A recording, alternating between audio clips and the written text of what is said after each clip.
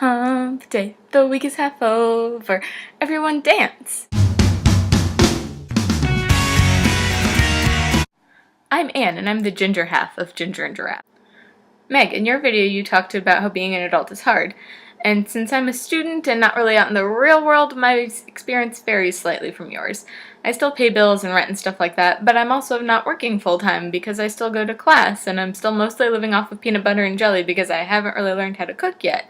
But the hardest thing about moving out here for grad school was making the decision to not live with roommates anymore. Now I realize that sounds kind of funny and most people would love to live by themselves, but it gets kind of lonely. There's no one to get excited with me when I have a really good day and life is great, and there's no one to sort of commiserate with me when I'm having a really bad day, and there's also no one to nag me to take out the garbage or do the dishes, so my kitchen's a mess and I'm a little lonely. Even though I'm living by myself, I know that there's a lot of people out there in the world that care about me and want me to succeed, which brings me to the blue box, and no, it's not bigger on the inside.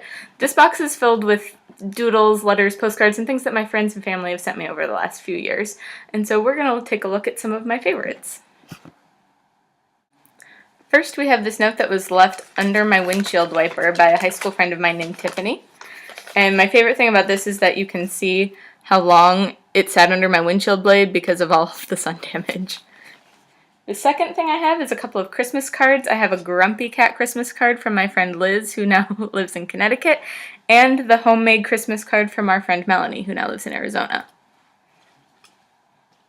I also have the Elfish Valentine that our friend Lenny gave us one Valentine's Day, and a postcard from our friend Caitlin, who spent a summer working in the Samsung patent office in Korea, and my favorite thing about this postcard is the postage. I just think it's beautiful. I also have an award from my old boss at the Children's Museum for being a know-it-all. If you've ever wondered why my Twitter handle is Wikipedia, this would be why. I also have some stuff from my grad school friends.